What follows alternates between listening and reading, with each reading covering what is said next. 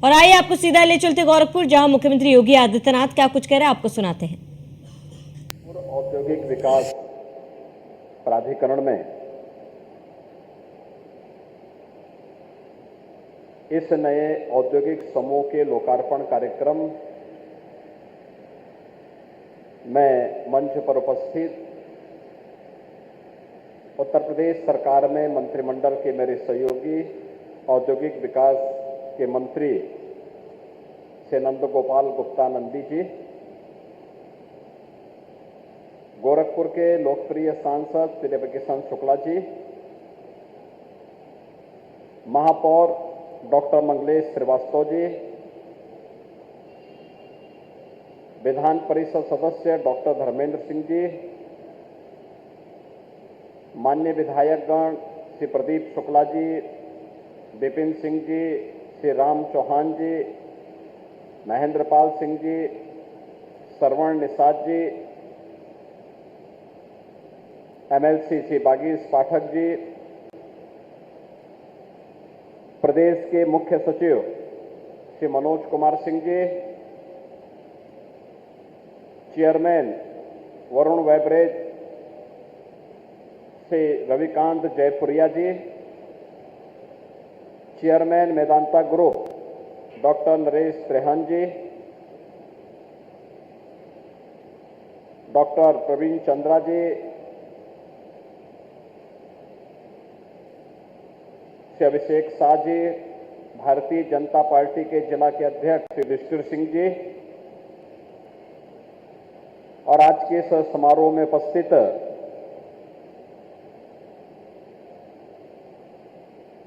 वरुण वेबरेजेज के सभी अधिकारीगण,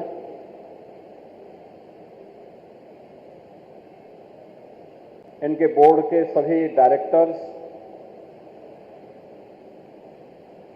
यहां पे कार्यरत जो कार्मिकगण हैं और गोरखपुर के सभी उपस्थित बहनों और भाइयों,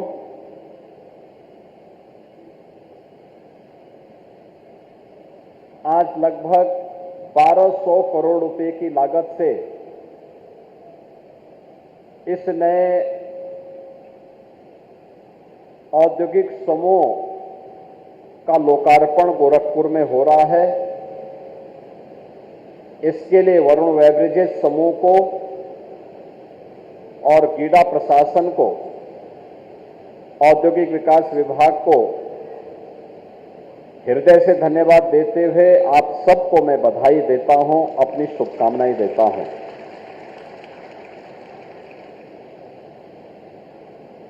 हम सब जानते हैं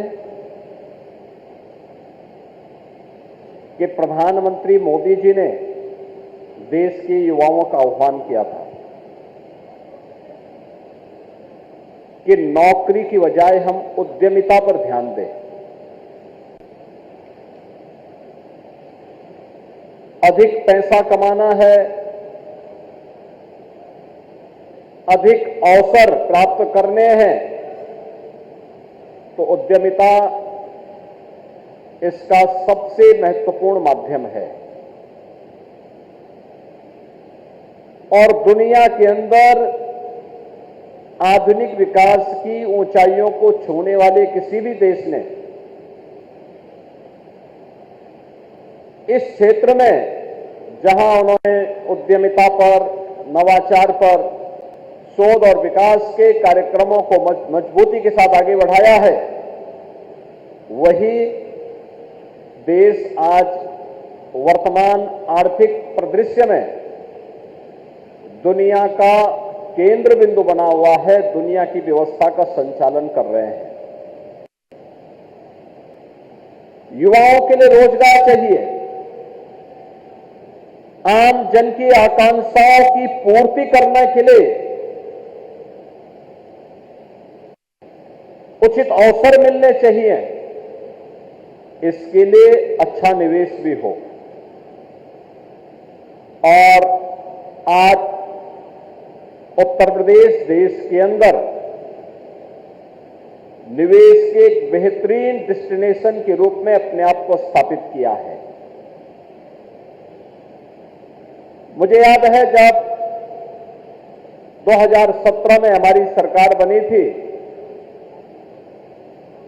और सरकार बनने के 6 महीने के बाद मैंने तत्कालीन औद्योगिक विकास मंत्री और उस समय के अवस्थापना और औद्योगिक विकास आयुक्त को मैंने बुला करके कहा, मैंने कभी यूपी के अंदर सरकारी नौकरी के साथ साथ युवाओं की भावनाओं के अनुरूप उन्हें नौकरी के अनेक अवसर अलग अलग फील्ड में प्राप्त हो सके, इसके लिए हमें प्रयास प्रारंभ करना चाहिए और आप मुझे अगले 2 महीने के अंदर अपनी रिपोर्ट प्रस्तुत करिए कि कितने का निवेश यूपी में हो सकता है। उसी के अनुरूप हम लोग अपना इन्वेस्टर समिट आयोजित करेंगे। 2 महीने के बाद ये टीम मेरे पास आती है तो इन्होंने कहा कि साहब हम 20,000 करोड़ रुपए का निवेश करवा देंगे। मैंने उनसे कहा, भाई यूपी की आबादी कितनी है? आज से 6 वर्ष पहले की बात, 7 वर्ष पहले की बात बता रहा हूं मैं। उन्होंने कहा साहब लगभग 23 करोड़। तो मैंने कहा 23 करोड़ लोगों की आबादी के लिए, इतनी बड़ी आबादी के लिए 20,000 करोड़ से क्या होगा? एक बड़े लक्ष्य को लेकर के आगे बढ़ी है। उन्होंने कहा यूपी में कौन निवेश करेगा? हमने उसको एक चुनौती के रूप में लिया। हमने कहा यूपी में देश और दुनिया का हर उद्यमी और हर निवेशक निवेश करेगा, ऐसा हम यूपी बनाएंगे।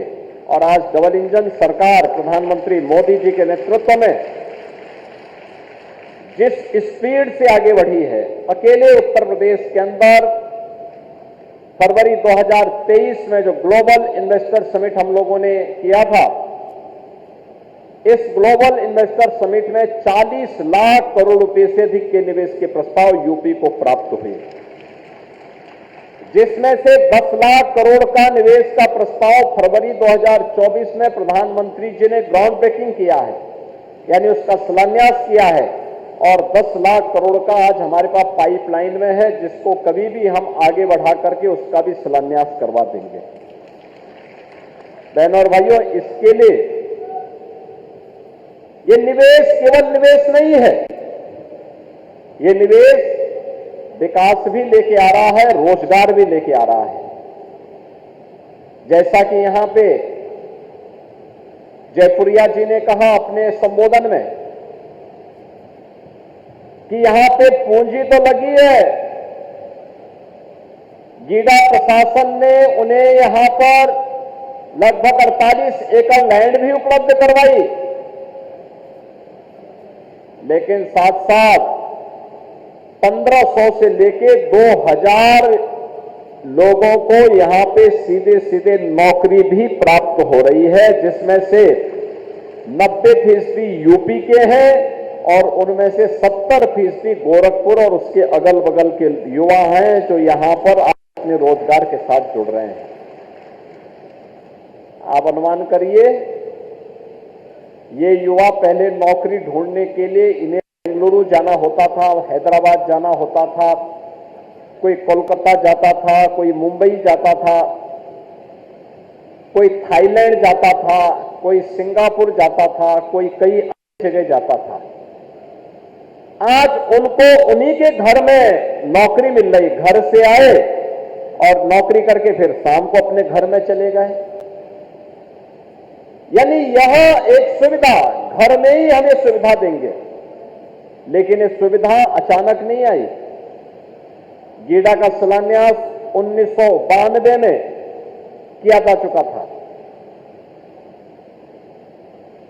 98 तक यहां पे उद्योग लगने का नाम नहीं ले रहा था। रोज आंदोलन, धरना प्रदर्शन, गोली चलना, लाठी चलना, यही होता रहता था।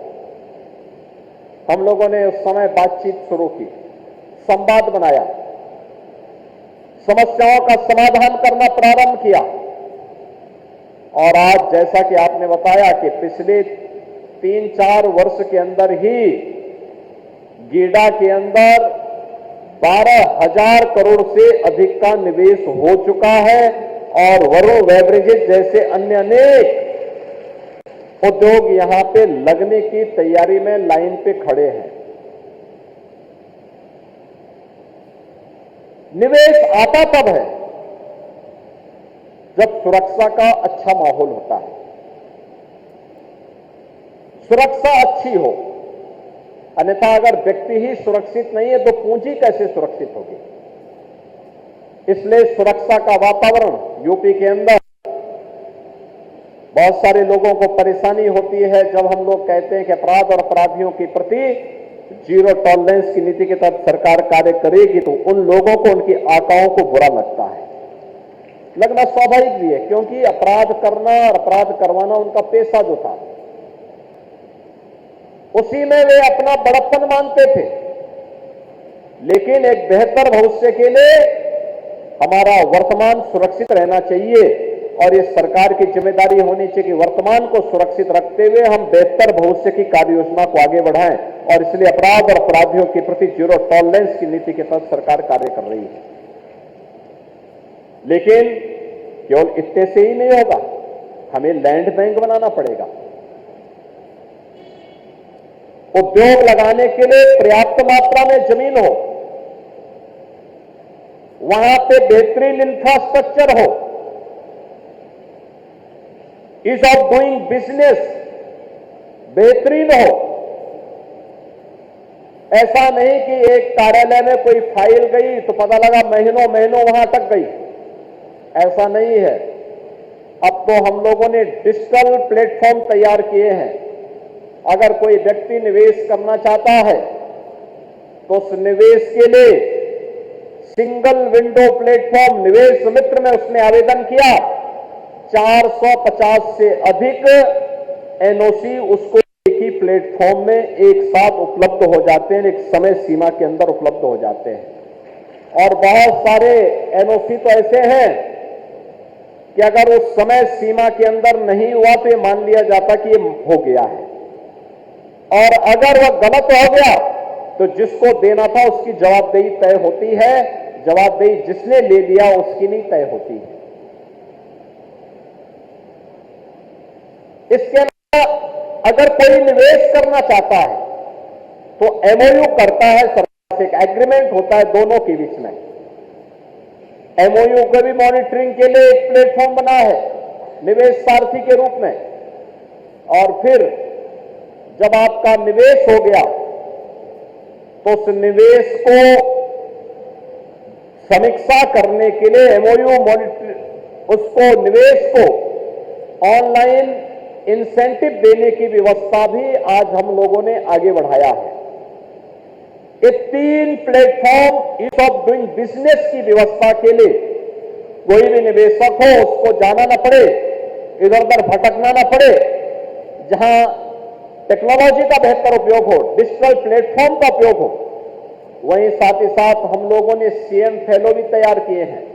वह जाकर के हमें अवगत कराता है किस उद्योग में कहां क्या समस्या है, कहां पे उद्योग लगाने के लिए, निवेश करने के लिए कहां पे किस स्तर पर समस्या आ रही है, और फिर उसकी समीक्षा करते हुए उनकी जवाबदेही भी तय की जाती है। जब सुगमता के साथ सारे कार्यक्रम आगे बढ़ते हैं तब निवेश आता है, और जब निवेश आता है तो वह रोजगार के भी सृजन में एक बड़ी भूमिका का निर्वहन करता है, बड़े भूमिका का निर्वहन करता है। और ये बड़ी भूमिका का निर्वहन इस रूप में जो 40 लाख करोड़ रुपए का निवेश का प्रस्ताव यूपी को प्राप्त हुआ है, ये वैसे ही नहीं प्राप्त हुआ है। इसके लिए सरकार को रिफॉर्म करनी पड़े, सुरक्षा का बेहतर वातावरण देना पड़ा, लैंड बैंक बनाना पड़ा, और लैंड बैंक बनाने के बाद जो कार्यक्रम सामने आए हैं आज उसका परिणाम हम सबके सामने है। आपने इसी गीडा में देखा होगा, यहां पे इंडिया ग्लाइकोल लिमिटेड ने, गायलेंट उद्योग ने, अंकुर उद्योग ने, केयान डिस्टिलरीज ने, ज्ञान दूत ने, तत्वा प्लास्टिक्स ने, ये सभी निवेश यहां पे अब तक पूरे हो चुके हैं, जिसमें वरुण बेवरेजेस का भी लगभग 1200 करोड़ रुपए का निवेश है। और इसके साथ ही गीडा के द्वारा भी प्लास्टिक पार्क बनाने की कार्रवाई, फ्लैटेड फैक्ट्री और गारमेंट पार्क को बनाने की कार्रवाई, ये सभी युद्ध स्तर पर आगे बढ़ रहे हैं। आज न केवल गीडा में बल्कि गीडा प्रशासन के पास धूलिया पहाड़ में भी, जहां पे हम लोगों ने एक सीवीजी प्लांट इंडियन ऑयल की मदद से लगाया, कंप्रेस्ड बायोगैस का। जितना भी पराली होगी, इस पराली से इथेनॉल बनाने और उसके माध्यम से हम लोग पराली की समस्या का समाधान करके पर्यावरण को बचाने का काम भी कर रहे हैं, लेकिन साथ साथ ग्रीन एनर्जी के माध्यम से पेट्रोल और डीजल की खपत को भी कम करने में मदद कर रहे हैं और वहां पर भी एक बड़ा औद्योगिक क्षेत्र बनाने की कार्रवाई हो रही है। आज इंफ्रास्ट्रक्चर के अंदर आप देखेंगे तो एक्सप्रेस वे का एक बेहतरीन संजाल यूपी के पास है। Purvanchal express way, Gorakhpur link express way. ये गोरखपुर लिंक एक्सप्रेस वे जिसके ठीक किनारे ये वरुण बेवरेजेस का यह प्लांट लगा है, जिसके माध्यम से शीतल पेय, हर प्रकार के शीतल पेय यहां पे उपलब्ध हो जाएंगे। और मुझे लगता है कि यहां की डेयरी भी एक बार थोड़ा आप देखिए, कितनी बेहतरीन डेयरी बनी है। यहां पे कल जयपुरिया जी कह रहे थे कि दूध पूर्वी उत्तर प्रदेश में कम मिल रहा है, उनको बाहर से दूध लाना पड़ रहा है। और मैं आपको बताना चाहूंगा कि बलेनी मिल्क प्रोड्यूसर की तर्ज पर यहां पे महिला सामर्थ्य योजना के अंतर्गत हम लोगों ने महिला समूह के गठन की कार्रवाई को भी यहां पर अपनी स्वीकृति दी है, जिसमें 200 करोड़ रुपए इसके लिए हम लोगों ने स्वीकृति दी है। जो महिला स्वयंसेवी समूह यहां पर मिल्क प्रोड्यूसर के साथ काम करेगा और यहां पे दूध उपलब्ध करवाने में योगदान देगा। मैं प्रशासन से कहूंगा तत्काल इस कार्य को हमें आगे बढ़ाना होगा, क्योंकि अभी तक वरुण बेवरेजेस जो दूध लेके आता है ये प्रयागराज से ला रहा है। आने वाले समय में गोरखपुर, कुशीनगर, देवरिया, महाराजगंज, संत कबीरनगर, बस्ती, मऊ, आजमगढ़, इन्हीं जनपदों से दूध इन्हें उपलब्ध हो सके। ये दूध इसलिए भी आवश्यक है कि इससे किसानों की आमदनी कई गुना बढ़ेगी, उन्हें लाभ होगा, पशुपालन बचेगा और पशुधन बचेगा तो स्वाभाविक रूप से लोगों को, किसानों को वहां लाभ भी होगा। दूध की मात्रा, दूध के अंदर दुग्ध समिति गांव के अंदर कलेक्ट करे और फिर उसे अपने उचित प्लांट तक पहुंचा करके वहां से यहां सप्लाई हो। आपने देखा होगा दूध के कितने बड़े, कितने ज्यादा प्रोडक्ट यहां बनने जा रहे हैं, ऑटोमेटिक प्लांट है। और मैं तो चाहूंगा जयपुरिया जी से और वरुण बेवरेजेस से कि एक बार अलग अलग जनपदों के कुछ प्रगतिशील किसानों को ला करके, जो डेयरी के क्षेत्र में कार्य कर रहे हैं, जो हॉर्टिकल्चर के क्षेत्र में कार्य कर रहे हैं, उनके समूह को डिस्ट्रिक्ट एडमिनिस्ट्रेशन के साथ और गीडा प्रशासन के साथ उनको अलग अलग सप्ताह ला करके एक बार यहां का विजिट भी कराना चाहिए। वे आकर के देखें एक बार, और आकर के देखेंगे और दूध के उत्पाद को या फिर यहां पे इस वरुण बेवरेजेस के द्वारा जो जो प्रोडक्ट यहां पे बनाए जा रहे हैं, उन प्रोडक्ट को वे देखें भी, उसका स्वाद भी ले और साथ साथ उसके बारे में अपनी स्वयं की आमदनी इस वरुण बेवरेजेस के माध्यम से बढ़ाने के लिए वे भी अगर थोड़ा भी आगे बढ़ जाएंगे तो मुझे लगता है कि जो प्रधानमंत्री मोदी जी ने कहा है किसानों की आमदनी को दोगुना से अधिक करने के लिए, और मुझे लगता है कि वरुण बेवरेजेस जैसे प्लांट इसमें बड़ी भूमिका का निर्वहन कर सकते हैं। इस दिशा में न केवल प्रशासन आपको और शासन आपको सहयोग करेगा, बल्कि कंपनी के स्तर पर भी एक प्रयास आगे बढ़ना चाहिए और ये कार्य तेजी के साथ करने के लिए हम लोग यहां पे पूरी प्रतिबद्धता के साथ कार्य कर रहे हैं। बहनों और भाइयों, आज निवेश का बेहतरीन डेस्टिनेशन यूपी बनने का परिणाम क्या है? हम लोग जानते थे सरकार सरकारी नौकरी तो देगी, लेकिन बहुत सारे युवा ऐसे होते हैं जो चाहते हैं कि नहीं, हम अपना स्वयं का स्टार्टअप स्थापित करना चाहते हैं, अपना स्वयं का उद्यम स्थापित करना चाहते हैं। इसके लिए सरकार के स्तर पर प्रोत्साहन दिया जाता है, अनेक प्रकार की घोषणाएं की जाती हैं, अनेक प्रकार के कार्यक्रम आयोजित किए जाते हैं। लेकिन साथ साथ बहुत सारे युवा चाहते हैं कि नौकरी वो अपने गांव के पास, अपने घर के पास, अपने जनपद में करें। उन लोगों के लिए एक उचित अवसर है ये कि अभी से इन कार्यक्रमों के साथ जुड़ना और यहां पे निवेश की इन संभावनाओं को आगे बढ़ाना। जहां ये कार्यक्रम आगे बढ़े, उत्तर प्रदेश में हमने सरकारी नौकरी 6.5 लाख युवाओं को, अब तक 6.5 लाख से अधिक युवाओं को सरकारी नौकरी दी है। उत्तर प्रदेश में अब तक हम लोग लगभग 2 करोड़ युवाओं को निजी क्षेत्र में निवेश के माध्यम से, एमएसएमई सेक्टर में, औद्योगिक क्षेत्र में उन्हें नौकरी और रोजगार से जोड़ने में हमने सफलता प्राप्त हुई है। 60 लाख से अधिक युवाओं को स्वतः रोजगार के साथ जोड़ने में सफलता प्राप्त हुई है। और अभी सरकार मुख्यमंत्री युवा उद्यमी के रूप में एक नई स्कीम लाने जा रही है। वह नई स्कीम है जो आज के परिप्रेक्ष्य में अगर कोई युवा अपना उद्यम स्थापित करना चाहता तो 5 लाख रुपए तक का लोन हम उसे इंटरेस्ट फ्री देंगे, यानी बिना ब्याज के वह लोन ले सकता है। पहले चरण में 5 लाख तक, दूसरे चरण में 10 लाख तक के लोन को हम उसको ब्याज मुक्त लोन उपलब्ध करवाने में मदद करेंगे। और यही कारण है कि उत्तर प्रदेश में वन डिस्ट्रिक्ट वन प्रोडक्ट की योजना प्रभावी होने के बाद लाखों युवाओं को वहां के माध्यम से रोजगार के सृजन की संभावना आगे बढ़ी। आज उत्तर प्रदेश का ओडीओपी दुनिया के अंदर धूम मचा रहा है, देश के अंदर वह एक ब्रांड बन चुका है। हम सबको इसके साथ जुड़ना होगा और मुझे पूरा विश्वास है कि वरुण बेवरेजेस जैसे प्लांट यहां पर व्यवसाय के साथ साथ यहां के युवाओं के स्किल डेवलपमेंट के लिए भी कार्य करेगी।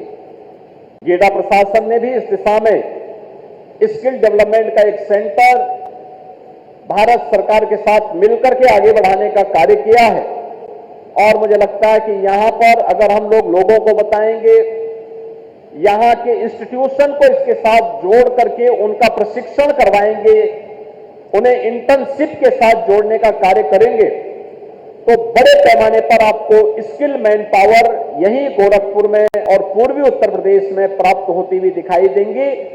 और जो एक लक्ष्य है कि निवेश को हम रोजगार के साथ जोड़ें, इसे प्राप्त होने में भी हमें मदद मिलेगी।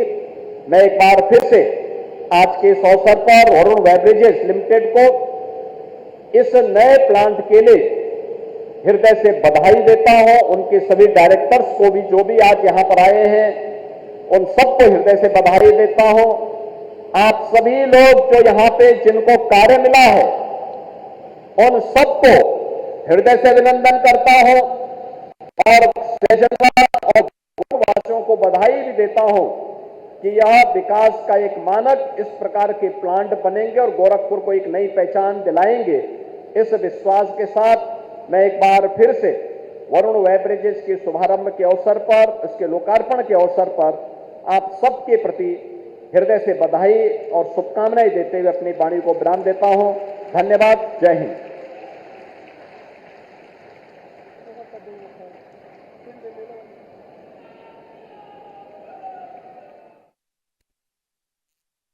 सीएम योगी आदित्यनाथ गोरखपुर में हैं। इन्होंने इस बीच कई चीजों का जिक्र किया, अपराधी पर कार्रवाई का जिक्र उन्होंने किया है। अपने संबोधन में अपराध के खिलाफ जीरो टॉलरेंस की नीति का उन्होंने जिक्र किया। तो सीएम योगी आदित्यनाथ बिजनेस को लेकर भी काफी ज्यादा सक्रिय अक्सर नजर आते हैं, बड़े मंच से इन्वेस्टमेंट को लेकर वो बात करते हैं।